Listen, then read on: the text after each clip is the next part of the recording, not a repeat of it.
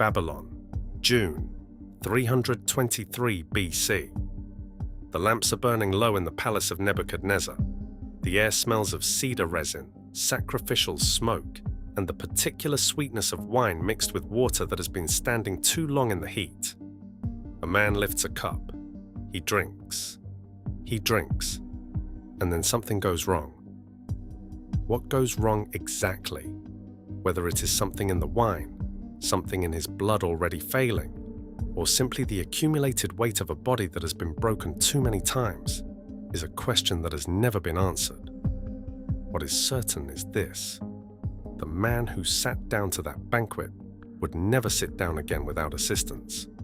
The man who had crossed the Hindu Kush, who had dismantled the Persian Empire at Gaugamela, who had stood on the banks of the Hyphasis River and stared east at a world his army refused to enter. That man was finished. He was 32 years old. He had no named heir. He had no plan. And every man in that palace knew it. Alexander had returned to Babylon weeks earlier, arriving through a city that his own seers had urged him to avoid. The Chaldean priests of Bel Marduk had sent warnings. Do not enter the city from the west. Do not face the setting sun. Alexander, who had consulted oracles his entire life and obeyed them when it suited him, chose to interpret the warning differently. He entered from the east. He was not a man at rest. The Arabian campaign was already in preparation. Ships being assembled at the mouth of the Palacotas Canal, harbor works ordered, a new fleet being counted at the dockyards. His correspondence in this period, recorded by Diodorus Siculus, lists sacrifices, administrative decisions, and plans for further westward expansion along the African coast. Alexander was not winding down. He was, as he had always been, accelerating. It was at a banquet hosted by his Thessalian admiral Nearchus that the sequence began, though Plutarch and Arrian, drawing on the eyewitness account of Aristobulus and the royal journals kept by Eumenes of Cardia, disagree on the precise occasion. What is agreed upon is the aftermath. Alexander retired to bed with what appeared to be a fever. He woke the following morning and drank again, bathed, played dice with Medius of Larissa, drank through the evening. The fever did not break. The royal diaries, fragments preserved through Arrian, record the next 12 days with the dry specificity of a military log. Fever, high fever, transported by litter to the gardens near the river because the air was better there, transported back, unable to speak, carried to the bank of the Euphrates by stretcher. His generals, who had begun to fear he was already dead, requested entry to the palace. Alexander III of Macedon, king of Asia, pharaoh of Egypt, lord of Persia, lay on his bed and greeted each man with his eyes. Only his eyes. Around the 10th or 11th day of June, 323 BC, the eyes too went still. The question was asked before the body had cooled. Was it sickness or was it murder? It is a question that has occupied physicians, historians, and forensic analysts for more than 2,000 years, and it remains, strictly speaking, unanswered. But the nature of the evidence and the nature of Alexander's court means the question itself cannot be separated from the politics that produced it. The case for natural causes is the one most historians accept today, and it rests on several foundations. Babylon in late spring was a disease environment of genuine danger. The low-lying ground between the Euphrates and the Palacotas, the stagnant irrigation channels, the heat. Malaria, in its most severe falciparum form, produces exactly the kind of fever, chills, sweating, and progressive collapse recorded in the royal diaries. Typhoid fever, endemic along the river systems of Mesopotamia, produces similar symptoms with the addition of the severe abdominal pain that several ancient sources name explicitly. Alexander's body, at 32, had already absorbed what should have been fatal damage. The arrow wound at the Malian town in India, described in detail by Arrian, had punctured his lung, and he had been carried from the battlefield believed dead. The wound at Issus had opened his thigh. An axe at the Granicus had split his helmet and fractured the bone beneath. Whatever immunity a young man in vigorous health might bring against the Babylonian fever, Alexander brought it diminished. And yet, the shadow of poison has never entirely lifted. The suspicion crystallized quickly, and it crystallized around a name: Antipater, the Macedonian regent Alexander had left in charge of the Greek homeland. In Alexander's final months, Antipater's position had become untenable. Complaints from Olympias, Alexander's mother, had reached Babylon, and there are credible suggestions Alexander was preparing to relieve him of his command. Antipater's son Cassander had recently arrived at court, their relationship with Alexander visibly strained. Later tradition, preserved most fully in the so-called Liber de Morte Alexandri, a document of disputed authenticity, names a conspiracy. Antipater arranges the poison. His son Iolaus, who served as Alexander's royal cupbearer, administers it at the banquet hosted by Medius. The poison itself has attracted modern analysis. A 2010 paper in the journal Clinical Toxicology by Dr. Leo Shep and colleagues proposed white hellebore, veratrum album, as a candidate. The plant grows throughout the Mediterranean and was known to ancient physicians. Its alkaloids produce the sequence of symptoms described: intense abdominal pain, progressive weakness, bradycardia, eventual respiratory failure. Crucially, at a sufficiently low dose administered over multiple drinking sessions, it could mimic a natural fever. More recently, an alternative hypothesis emerged from the field of neurology. A paper published in the Ancient History Bulletin in 2019 argued for Guillain-Barré syndrome, an autoimmune response, potentially triggered by a prior infection with Campylobacter pylori that causes ascending paralysis. The hypothesis, proposed by Dr. Catherine Hall of the University of Otago, attempts to explain the most disturbing detail in the ancient record: the repeated claim, in later traditions, that Alexander's body showed no signs of decomposition for 6 days after his death.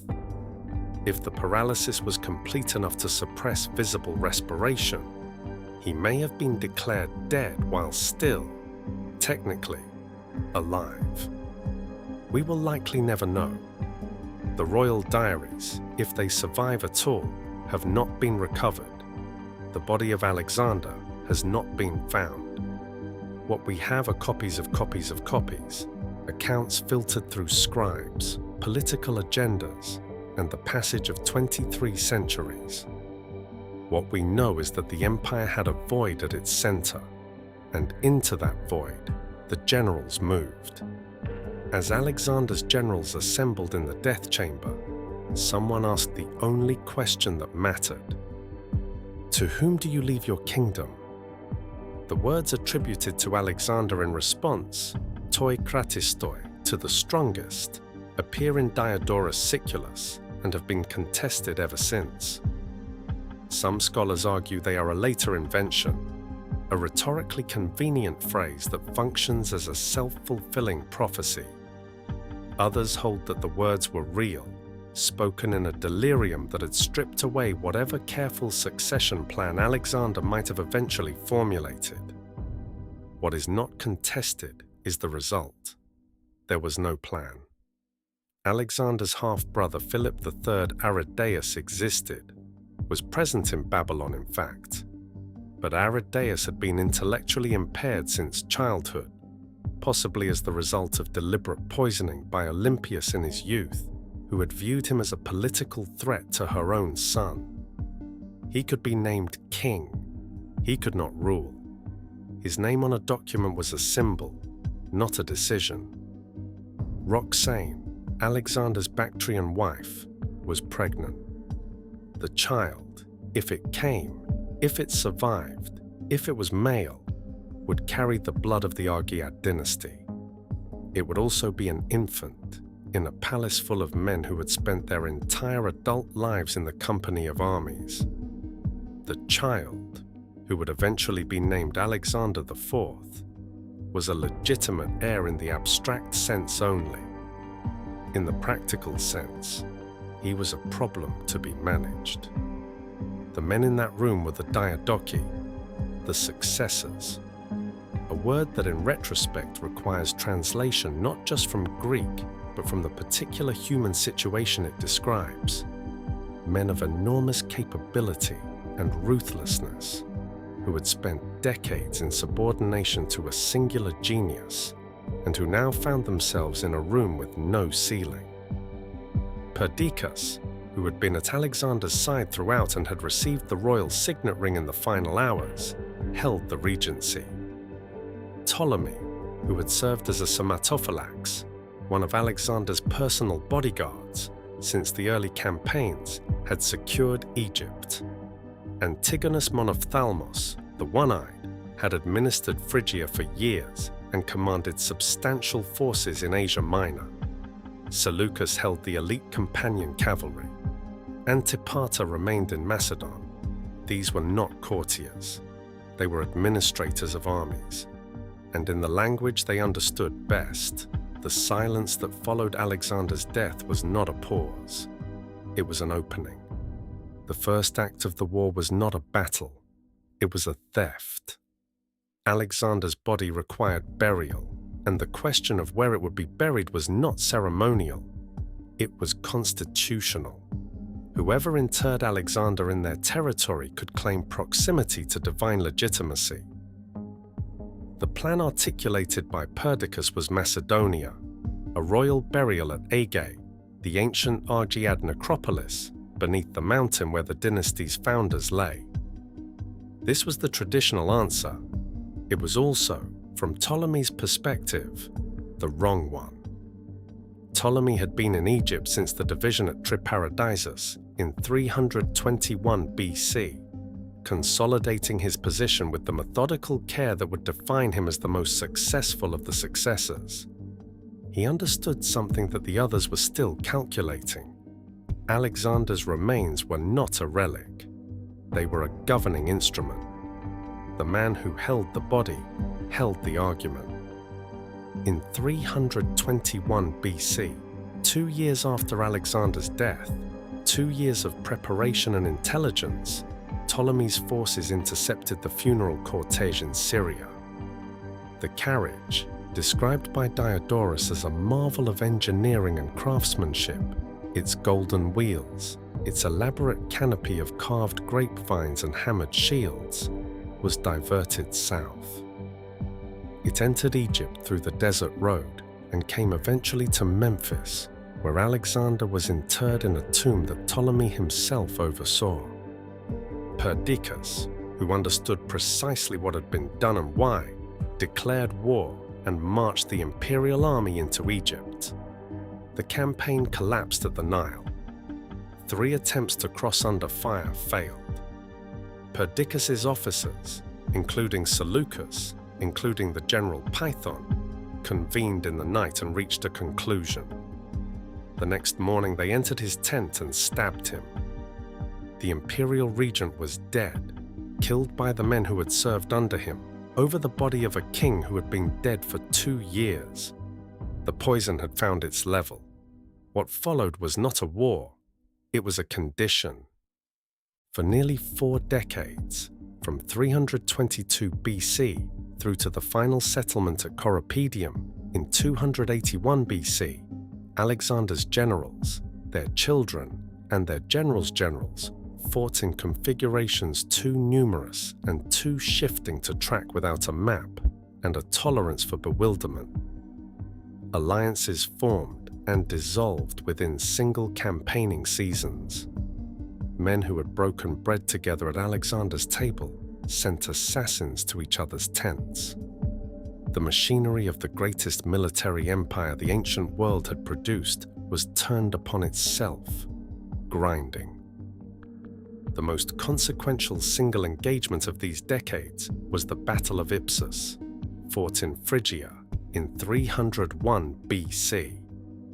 Antigonus the One-Eyed, who had come closer than anyone to reassembling Alexander's empire under a single command, who controlled Asia Minor, Syria, and had extended his influence into Greece, faced a coalition of Ptolemy, Seleucus, Lysimachus, and Cassander. He was 81 years old and still mounted when the line broke. He was still waiting for his son Demetrius's cavalry to return when the phalanx collapsed around him.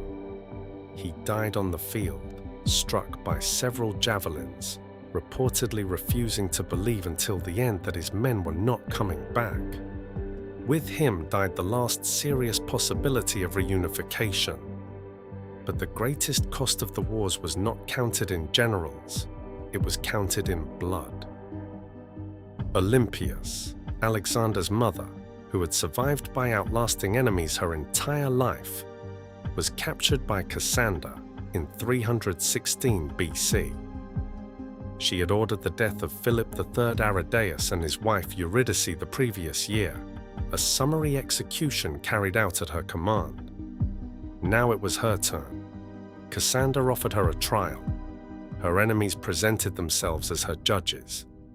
She was stoned to death by the relatives of the men she had killed, Cassander standing to the side, maintaining the legal form of the proceedings. Philip III Aridaeus, the half-brother who had been king in name for 6 years, who had never given an order that anyone obeyed, was murdered on Olympias's instruction in 317 BC, along with his wife Aedia Eurydice, who had shown more capacity for actual rule than any of the men nominally protecting her. And then there was the boy. Alexander IV had been born a king. He had spent his entire life in captivity, moved between fortified cities as the political situation required, a legitimate claim in human form. In approximately 309 BC, he was 13 or 14 years old. Cassander had him killed, along with his mother Roxane. The murders were carried out quietly. There was no announcement. The boy simply ceased to appear in any record. The Argead dynasty, which had ruled Macedon for 2 centuries, was extinct. What you have watched unfold is not yet the end of the story. It is, in some respects, only the end of the beginning. Ptolemy in Egypt, Seleucus across the vast territories of the east, the Antigonid line that would continue in Macedon, these were not ruins. They were foundations.